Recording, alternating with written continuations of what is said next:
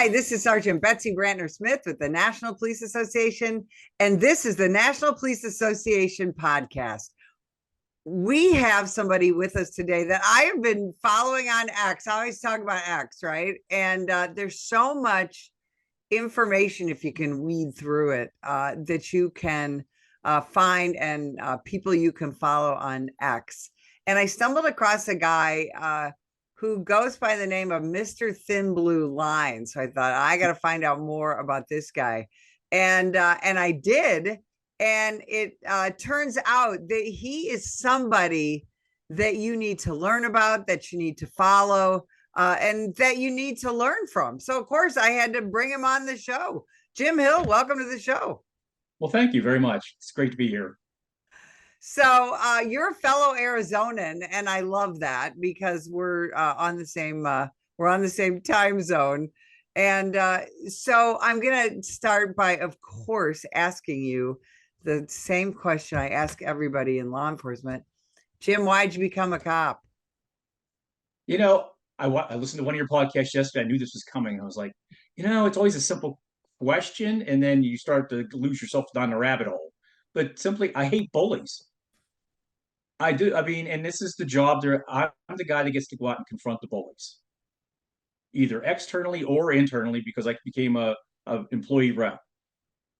And in high school, I thought, they make policing sound like, only the dumb people go into it when you can't get a job. I'm from a small town. And, I was in the academic track, and I'm like, well, if these are the people I'm calling to solve a murder or find the bad guys, why shouldn't smart people be in the field? And I found, we set the bar too low. And so I wanted to see if we could raise that bar. Not to be smug or anything, but I'm like, hey, I'm pretty smart. Maybe I can help out. I'm so glad you said that because, I came from an agency where you had to have a bachelor's degree to even apply. And that's where we were headed in the 1980s and on into the 90s, where we were really wanting law enforcement to truly be a profession, just like being a lawyer or a doctor. And then the 90s and then into the late 2000s, we became we were under attack, and then we just had to start lowering standards and taking anybody. Is that one of the things that you want to see, is bringing education back to law enforcement? I do. And we have to be careful about what kind of education, too. It's one of the reasons I'm like, okay, people ask me, why am I trying to get a doctorate? I'm like, because I hate what they're teaching the people that are going into my profession. I had a, a kid, he just graduated from ASU, Arizona State University, a couple years ago. He came over to the campus I work, and he wanted to know about getting into the field. And he was complaining. He goes, half my teachers came right out and said, I'm a Marxist. And I'm like, what's that got to do with teaching people to be a cop? And I'm like, we're not teaching the right things in academia. Uh, and you've seen it when you started correcting reports as the boss. When the standards start to slide, you're looking at these reports going, dear Lord, what are they going to do in court when they have to read this? That's exactly true. I literally had a couple of recruits who could not write C spot run in a police report, and some of them were well educated, and so it is. You're absolutely right about that, and you see it every day. That academia is not necessarily the place where people learn how to do practical things like write reports and complete a spreadsheet and do complicated mathematics and things like that. There's way too much politics and politicization of academia, isn't there? Oh, too much. For the most part, when I went through college, most of my professors, I had no idea what their political affiliation was. They came in to teach. Some you could tell which way they leaned a little bit. For the most part, I had no idea.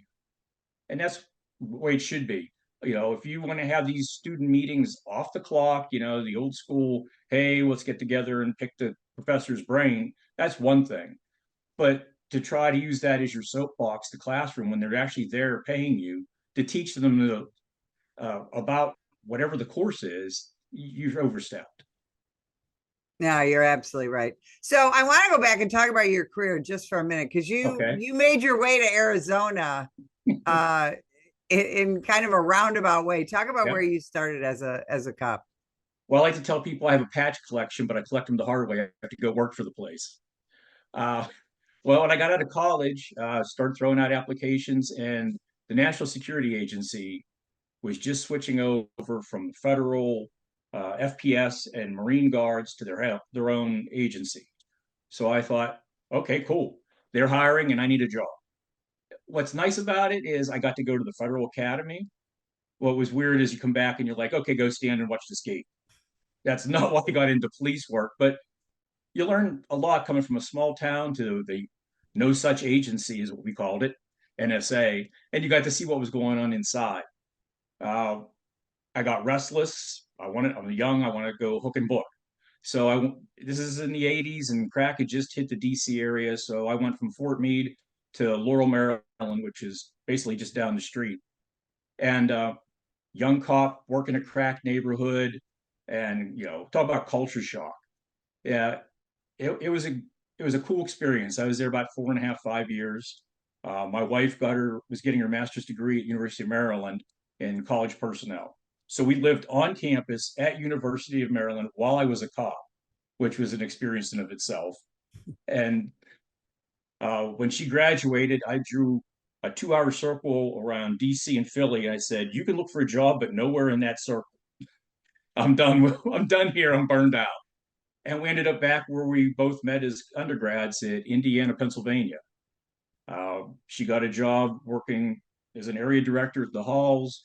I ended up at the small town. We lived again in the dorms. So the first 7 years we were married, we lived in dorms with students. And most of the docs in the middle of the night were actually for her. Although sometimes I'd read reports and see my name dropped in there that had nothing to do with me, only because they knew I lived in the building. Uh, and you would think after being in Maryland and the height of the crack and everything, that's really be the most violent. It's small town, little Pennsylvania, a college town. I ended up getting into a shooting. And that was a big mile marker in my career, obviously, for people.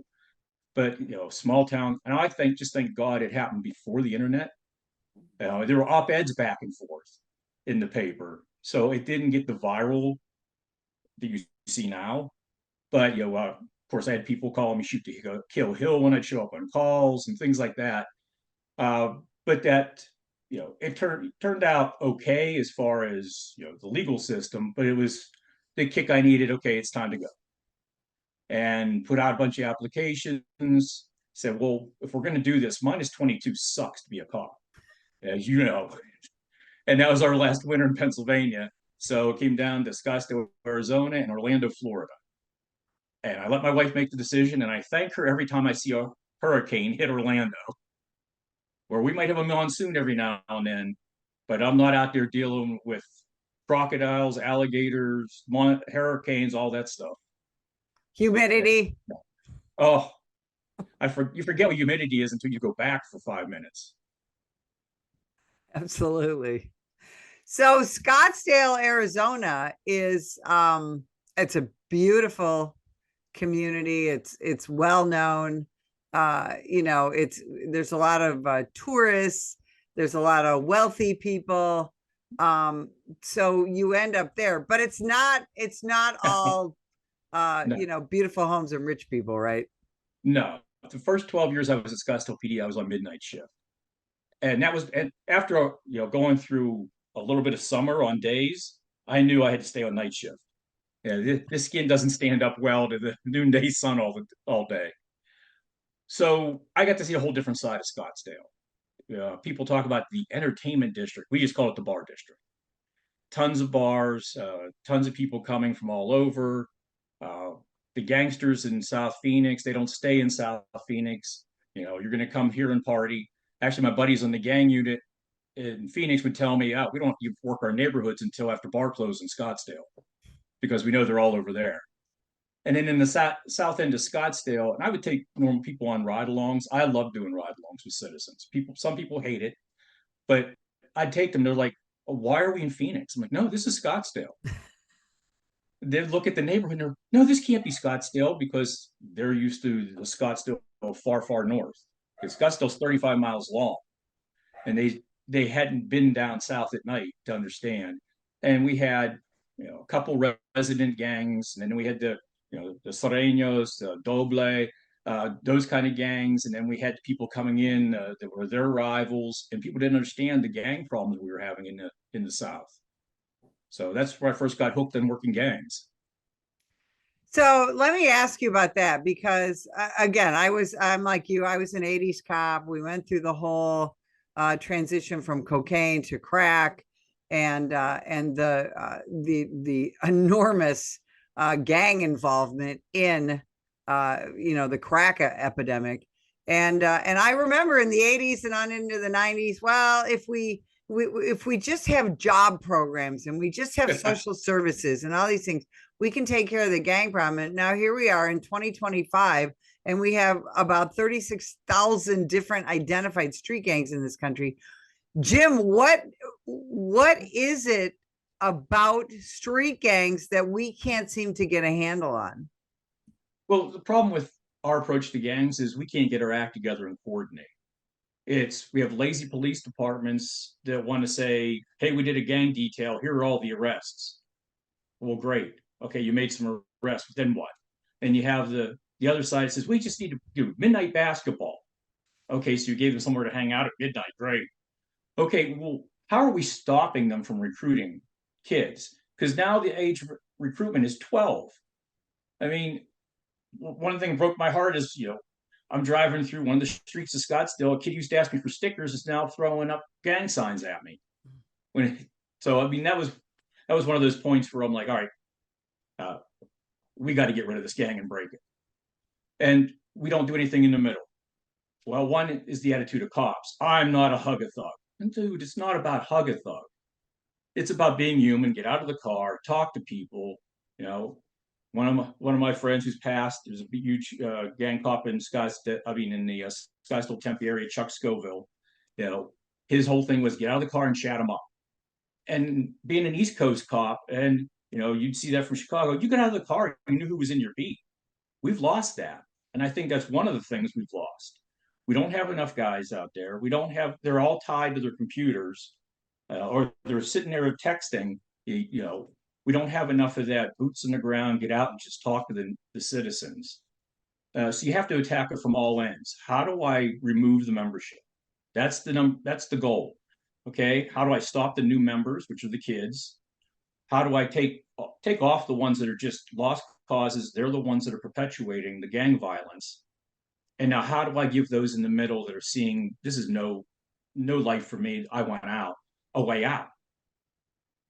But too many times we'll come in, we do the big raid, and we think, okay, well, that's great.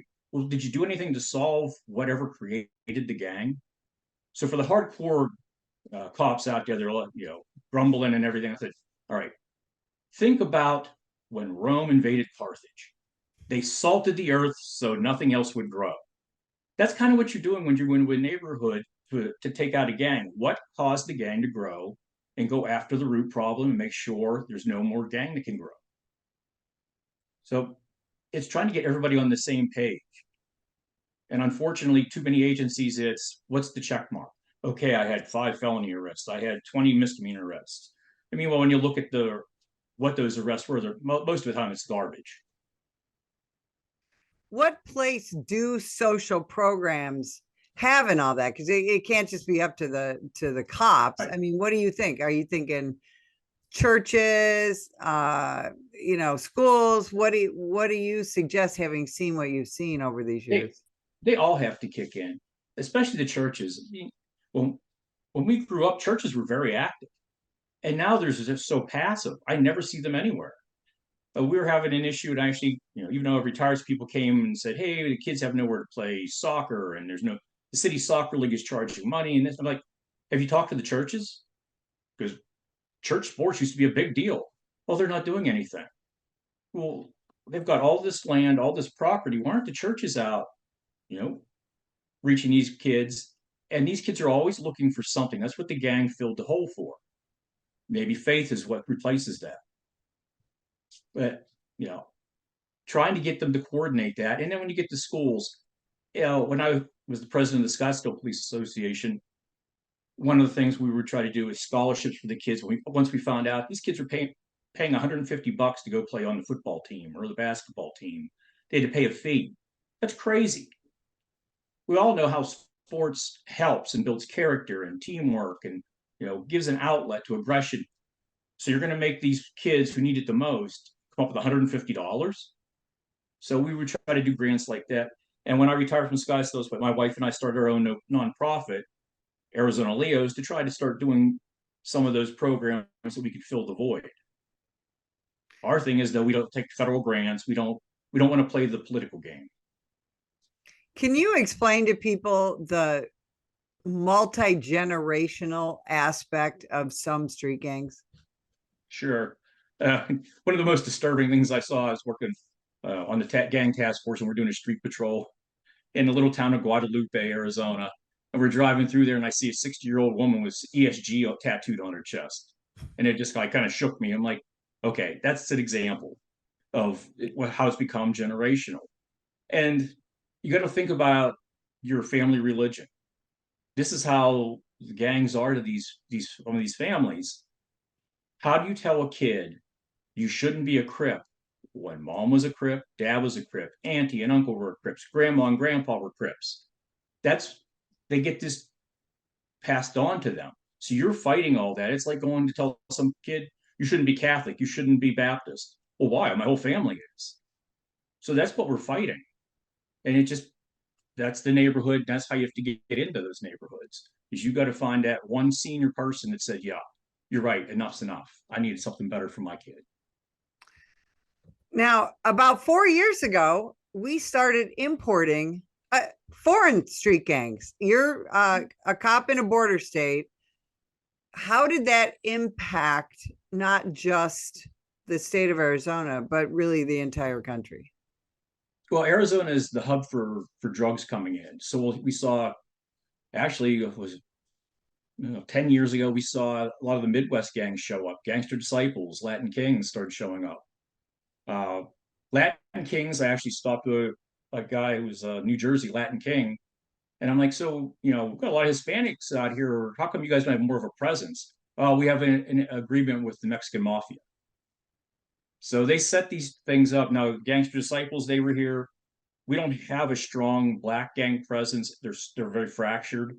Where Midwest, they're solid, and People and Folk Nation, and they're very established. So they actually sent people out here to learn the hubs and the connections. And we're kind of like doing scholarships to send them out here and set them up, so they would have that direct pipeline. So one of the things people always talk about is MS-13. Well, MS-13 is a gang started in LA. It wasn't started in El Salvador. It was the El Salvadoran refugees that wanted to compete against the 18th Street, who were victimizing their people. So actually, they took all the mannerisms of 18th Street, which is a notorious Hispanic gang, and decided to become the same thing. The 13 on Mara Salvatrucha is them paying homage to the Mexican mafia. So, we get a lot of pass-throughs with them, but they don't stick. They go on because, again, Mexican mafia says, keep moving. This is our state. Go do something somewhere else. Now, East Coast, horrible. They've got murders everywhere.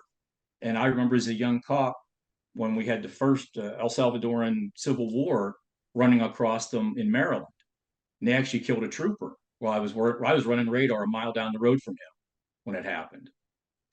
And so it's been an ongoing process. The cartels, we were working a drug buy. We're going to buy a pound of meth. I was on the rescue team, so we're listening to the bug. And the guy negotiating with our undercover says, if you give me 24 hours, I'll get you a $500 discount. I have to get it across the border tonight. That's how porous the border was for drugs. So the gang members are just pouring across with the cartels, and they've created agreements with our resident gangs. So the distribution routes are already set up there. They would just solidify those. We're seeing in the prison gangs, that the prison gangs, Mexican Mafia and the Border Brothers, are actually getting cartel members on their ruling table so they can solidify those. There's marriages. It's almost like Game of Thrones for the drug world. So while American law enforcement is battling all of this, we then come to 2020, George Floyd, and all of a sudden the law enforcement profession we're basically stopped in our tracks, and we are Yeah. defunded, we are maligned, we are vilified, we are demonized. So how did that affect what we see as our modern street gang issue? We abdicated our position of strength. I mean, it was bad enough after Ferguson. And then once George Floyd hit, all the cops kind of retreated into themselves. Why be proactive? I'm just going to I'm going to be the next guy on the news. So, you hear cops joke about, find a parking lot, Netflix and chill. We'll handle the calls that come in, but proactive, why be that way? And you see these, never would I have let a gang member step up to me in the street and challenge me the way you see this happen. And these cops, well, they taught me de-escalation. De-escalation doesn't mean you take abuse. You don't let somebody into your inner zone where they can harm you. There's still a reactionary gap. You step to me, I'm gonna clear that gap and I make it known to you. Even today, I mean, but some of the people have gotten very nervous, the bureaucrats, and we've got a lot of liberal activists now that are in command staff and chiefs of agencies that they'll go after the officer first rather than stick up for them and say, no, this is what needs to happen. You know, you're going into a gang neighborhood. We talk a lot about you got to be the silverback gorilla. This is my neighborhood now. Not yours. These people live here. I'm here to advocate for them. And so I kind of look at street gangs as domestic narco terrorists that are holding a neighborhood hostage. The neighborhood's not bad. The gang is holding them hostage. So you have to be able to meet that, and they have to understand that there is force on the other side of that. They push back, we push back. Now, you've been over the years very involved in in representation. Arizona is a right to work state. When you go east, police unions are a whole different thing. But there's been this, really, since Ferguson, even before, there's been this misnomer that police unions and police associations exist to keep bad cops on the job. Talk about that. That's one of the ones that drives me crazy. I'm a due process person. If this person is a bad cop, document it, do the right process, and get rid of them. I don't want a bad cop backing me up. I'm still out there going to calls. I don't need somebody that's horrible or crooked or something like that showing up with my calls. So, but I'm here for the due process because I've seen too many times where the agency finds it politically expedient to just trample the officer's rights and get rid of them. I had a case where the person in the HR department flat out said, well, our policy out trumps state law. I'm like, what? So we have those things where they just try to buffalo the officer into just folding their cards. When I got to Scottsdale, it was like that. I came from the East Coast where, okay, they accuse you of something, prove it. But out here it was, okay, I didn't do it, but I'll just tell you, it's easier to do this. I'm like, no, let's fight this. Push back, make them prove it. If you did something wrong, own it. But if you didn't do anything wrong, don't take the rap for it. But there have also been guys that over the years have called me and go, hey, they want to call me in. It's about that thing. They're accusing me of it again. And the detectives want to meet with me and they're going to read me Miranda. I'm like, stop. You need a lawyer. You don't need me. If they're talking Miranda rights, okay, I don't know. I don't want to know anything more about this. You need a lawyer. You need to be protected that way and deal with whatever it is. But, internally stuff, it's always the same. It's always the same pushback. You see agencies that, it kind of, IA gets the rap of being the field test of who can make command staff, who's willing to, to go that route. Do we need internal affairs? Absolutely. If you keep lowering the standards, you have to keep weeding the garden. That's another thing that this has done is you keep opening those floodgates. We didn't keep the bar high enough, and now we're going to pay the price for that. Becomes a self-fulfilling prophecy for people to say, "Oh, these cops are brutal and crooked." Well, you've made it so the people that wanted to get into the profession don't want to do that anymore, and we have to go for the people that you thought were in the profession now to be in the profession. So, congratulations, you got what you want.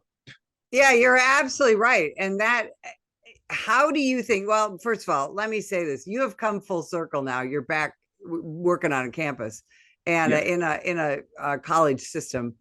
Um, what do you see as law enforcement's future with the current political atmosphere in this country, where it's becoming more pro law enforcement? I think we're starting to slowly weed out the Soros prosecutors. We're starting to slowly bring some decent leadership back in to the profession. What do you see as the future?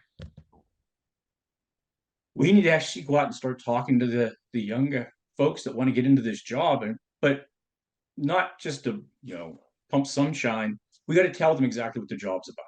There's good, there's bad. You're going to deal with everybody's worst day you just got invited to. But you also were the one who showed up in a moment of chaos and made everything make sense. We need people that are in the field to also be the academics and out there talking. It's funny because we have, the practitioners, the cops, we have the researchers, and then we have the academic professors. But they all have separate conferences. They all do separate things. Nobody ever talks to each other. I proposed it once, and they're like, "Well, I don't think that would work." Well, why not?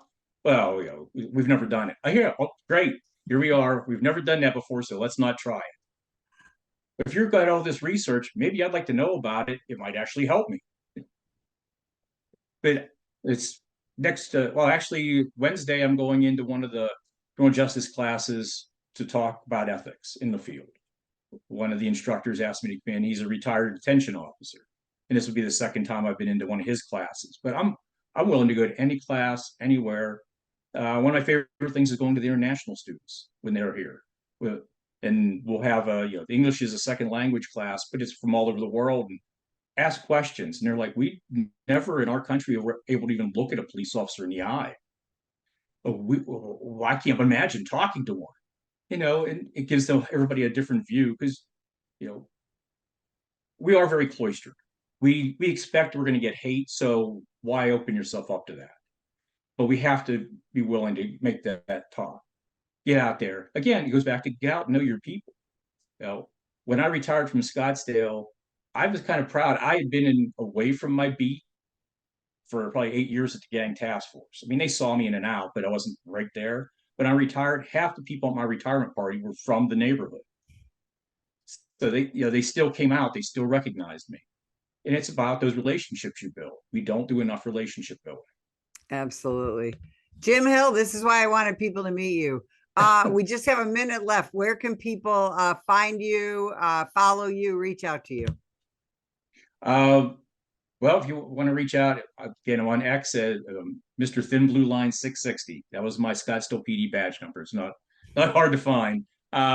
If you're on Facebook, the nonprofit, we do Shop with a Cop. We're doing a football game for injured officers. It's Arizona spelled out, LEOS. You get all the updates on there. My wife updates that stuff. If you want to reach out, message her and she'll get it to me. And I'm always willing to talk and answer questions. That's fantastic. Jim, I can't thank you enough for spending time with us today. And if you'd like more information about the National Police Association, visit us at nationalpolice.org. Every day, the brave men and women of law enforcement put their lives on the line to keep us safe. But they need our help to continue their mission. Activist politicians, progressive prosecutors, the ACLU, and the rest of the anti-police forces receive millions in donations from extremist pro-criminal elements like George Soros and woke corporations. The National Police Association is fighting them in courts around the country, including the United States Supreme Court, defending officers who are being attacked for doing their jobs. Additionally, the National Police Association works year-round to pass tough-on-crime legislation to put and keep criminals behind bars. Consider going to nationalpolice.org and donating to keep us in the fight. Together we can win. That is nationalpolice.org.